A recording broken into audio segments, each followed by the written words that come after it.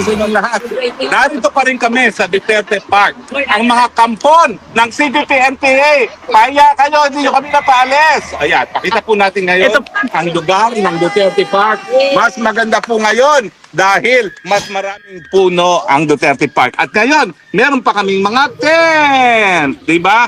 So, ang mga kulto ng mga CBP-NPA, telat, hindi nyo kami mapapaalis dahil ang buong Kingdom of Netherlands kinikilala na kinidnap ang Tatay Digong. Kaya hindi nyo kami mapipigil magtipon-tipon. Kung sa Pilipinas, sinusupil ni Marcos Jr. ang karapatan ng malayang pananalita at malayang mapayapang pagtipon-tipon, dito sa Netherlands, hindi pwede sipilin. Walang power sa mga bangag dito. Walang power sa mga butod. Belat nyo! Na mga nagmamahal sa bayan, nagmamahal kay Tatay Digong. Mabuhay po ang Pilipinas! Duterte! Duterte! Duterte! Duterte! Duterte! Duterte! Duterte! Nakita niyo po ha, walang tupas ang pagmamahal ng mga kababayan natin kay Tatay Digong.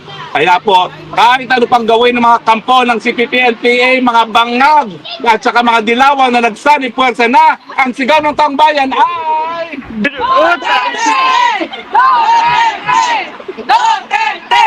At anong dapat gawin yung Tatay Digong? Bring him home! Bring him home! Bring him home! Bring him home! Well, kung alam niyo po, ngayon, mamaya po, papakita natin ang 7-in moves. Pero ngayon po, ang pag-usapan natin, napabalita mga kababayan ha, napabalita mga kababayan na ang ating budget deficit sa paunang 3 buwan lamang ay kalahating trilyon. Ano ba ho ibig sabihin ng budget deficit? Ito po yung ginastos ng mga bangag kung ikukumpira mo doon sa kinita ng bayan. Kung tayo po ay may pamilya, ang budget natin, sabihin natin is 10,000 naman. Abay, ang bangag po ay hindi nag-stick to 10,000 a month at ang ginawa po niya ay sobra-sobra na ang ginastos niya. Ang ating budget po para sa taong ito ay 6 trillion. Pero ngayon pa lang po, ang ating budget deficit ay kalahating trilyon na sa unang 3 taon. Kung magpapatuloy po yan sa 3 pang quarters, ibig sabihin yan, 5, 10, 15, 20. Ang magiging budget deficit natin ay 20 or 2 trillion. Ibig sabihin, sa 6 na trilyon na budget natin, ang hindi natin kikitain ay 2 trillion. Saan natin kukunin yan? Yan po is pangungutang. Unang question, bakit ganitong kalaki ang ating budget deficit na kalahating trilyon sa unang nung buwan pa lang ng gobyerno? Siyempre po, pangungurakot. Bakit? Panahon kasi ng eleksyon. Anong ginawa nila? Nagbigay ng akap, nagbigay ng tupad, nagbigay ng kung ano-anong ayuda. Kunwari ayuda, pero vote buying. Kaya po, kalahating trilyon na ang ating budget deficit. 3 buwan pa lang.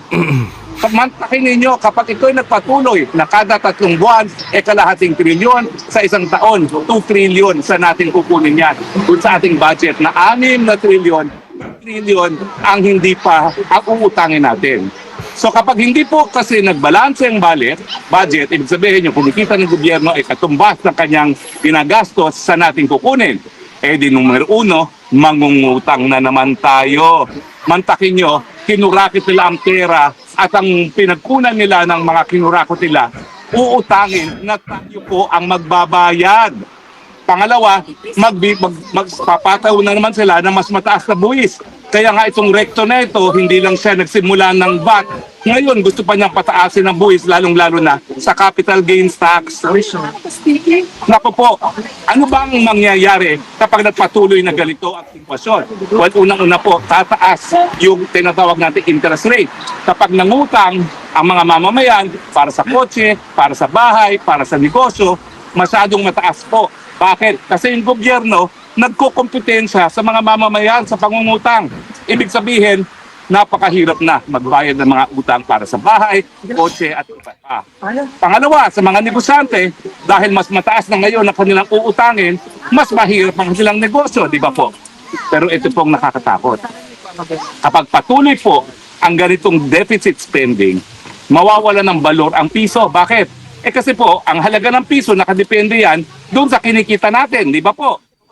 Sino naman maniniwala sa piso kung talagang palaging ganito na sobra-sobrang ginagastos natin kaysa sa kinikita natin. Kapag lumala, pag nag-depreciate po ang peso, ano ibig sabihin yan? Lahat po ng inaangkat natin magiging mas mahal. Ano ba inaangkat natin? Petrolyo at pagkain. Ibig sabihin, dahil sa pangungutang, dahil sa korupsyon ng mga bangag, tataas na naman po, lalo pang tataas ang presyo ng bilihin, lalo ng petrolyo, at kapag tumaas ang presyo ng petrolyo, mas mataas ang presyo ng lahat, kasama na po ang pagkain. So tayo po, mga Pilipino, ginigisa tayo sa sarili nating mantika. Yung kanilang mga mararangyang buhay ng mga lahat po sa gobyerno, yan po ay dahil hindi sapat ang kita natin, uutangin.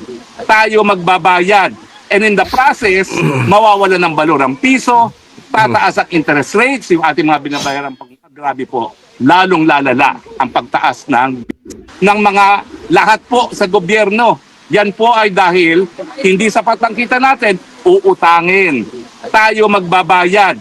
And in the process, mawawala ng balor ang piso, tataas ang interest rates, yung ating mga binabayaran pangungutang, at ang pinakagrabe po, lalong lalala ang pagtaas ng bilihin, presyo ng bilihin.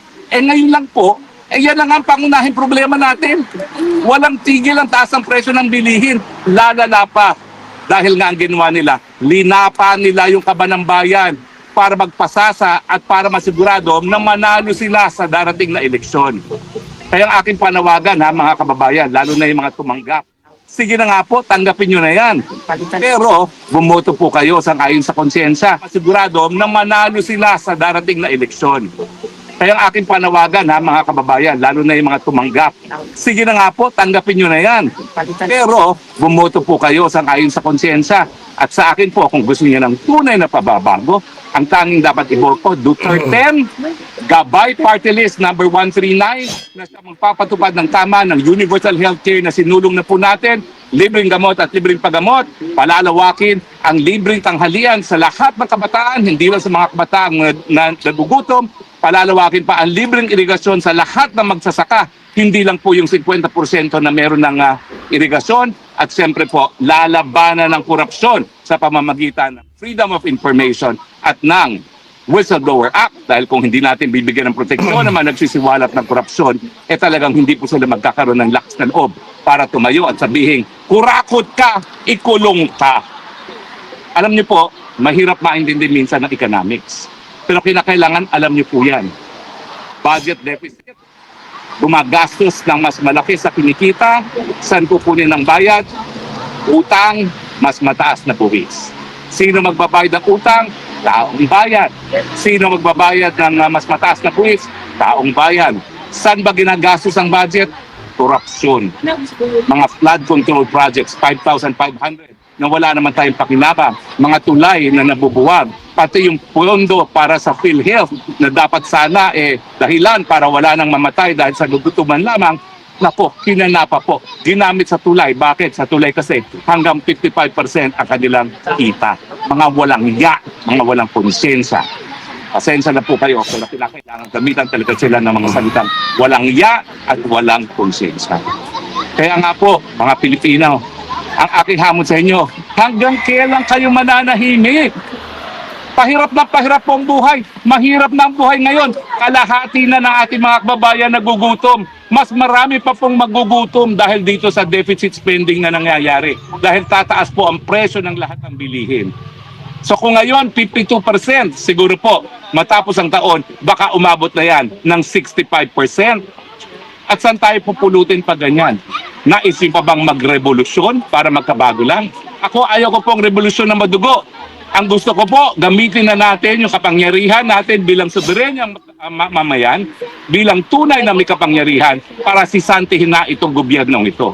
May karapatan po tayo magsisante at 2 beses na natin nagawa yan sa ating kasaysayan. Wala pong illegal dyan, basta ang gagawin natin, mapayapa. Ginagamit lang po natin ang ating karapatan kung tayo po'y magsisisante ng walang gobyerno sa mga mapapayapang pamahalaan. Pero kung tayo po'y mamanahimik, kung aantay pa natin yung kagupit ng bayan, dyan po talaga tayo magkakaproblema.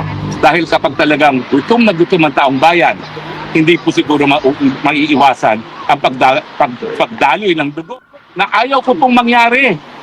Kaya ngayon pa lang, gamitin natin yung eleksyon. Pero talagang ang tingin ko po, hindi sapat na iboto ang mga senador na tututol sa impeachment ni Presidente, ni Vice President Duterte. Kinakailangan palitan ng ulo mismo. Dahil kapag ang ulo ay wala sa tamang pag-iisip, walang solusyon sa problema, lalong-lalo na sa problema ng pagkagutom, sa problema ng pagtaas na presyo ng bilihin, kawalan ng trabaho at mga mababang welfare. So mga taga balik kayo, punti tayo rito. Alam mo na, saan po kayo galing? Ireland.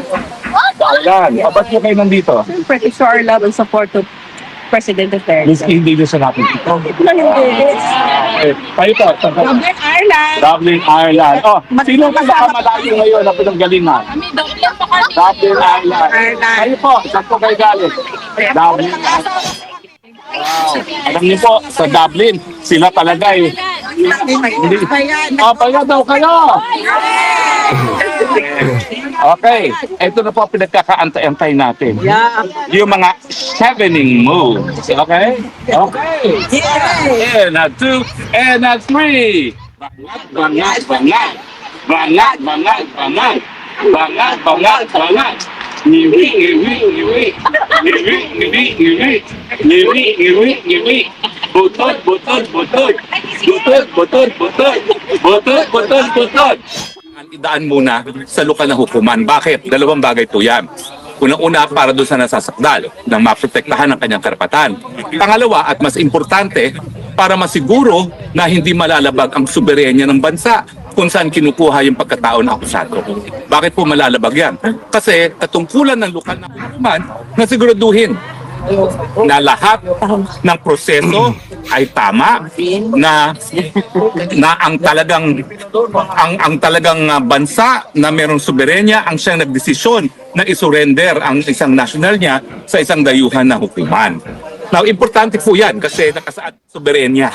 Ayaw nila na naghihimasok ang ibang bansa. At yung pagiging exclusive ng soberenya, yan po ay dahil nga ang mga bansa ay malaya, no? Hindi sila tumatanggap ng dikta galing sa mga dayuhan. At dahil nga po hindi nasunod yung proseso, hindi dumaan sa lokal na hukuman, hindi lang nalabag ang karapatang pantao ni Tatay Digong kasi nakasaad po sa ating saligang batas, no? No person shall be denied of liberty without due process of law. Mantakin nyo, inaresto siya, dineport siya, hindi man lang siya pinakinggan, hindi man lang siya binigyan ng pagkakataon na madinig para sabihin wala ng jurisdiksyon ang hukuman ng ICC.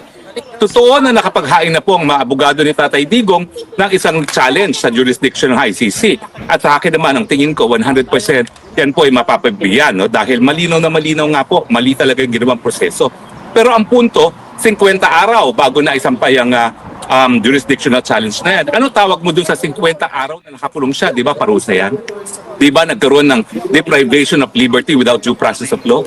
Di ba nung siya ay hinarang sa Villamor Air Base at pinagbawal na umalis doon sa Villamor Air Base at umuwi, yan ay deprivation of liberty. So talagang dalabag yung due process right ng ating presidente kasi hindi siya binigyan ng pagkakataon na questionin yung basihan ng pagkaka-aresto sa kanya. Nakakalungkot nga eh. Maski yung warrant of arrest ng ICC, hindi man lang sa kanya impormasyon ng dahilan para bakit siya na-aresto, no? So, yan po ang dahilan kung bakit naging illegal ang pag-arrest niya at dahil nga po taong gobyerno gumawa niyan, kidnapping yan, kaya lang ang tawag ay yun nga pong arbitrary detention, no? Pero kapareho din po yan ng parusa. Panghabang buhay din po yan na parusa. Kaya tignan natin kung sino mas mananatili sa kulungan. Si Harry Roque na inimbentohan ng non-bailable o yung mga taong gobyerno ni Bangag na magkakaroon din ng mga non-bailable. Tama. Diba? Tama. Ang lawful detention charge. Patong-patong pa po yung kaso nila eh. So talaga susumatutal mo pa yung parusa sa iba't iba nilang mga kasalanan, no?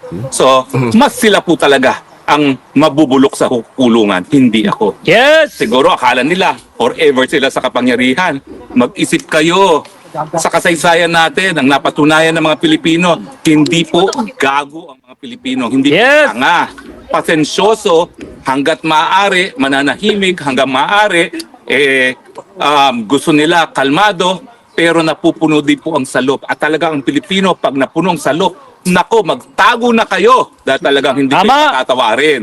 Dahil nung minsan na ang Marcos ay sinuka, pagkakamali, hindi naparusahan.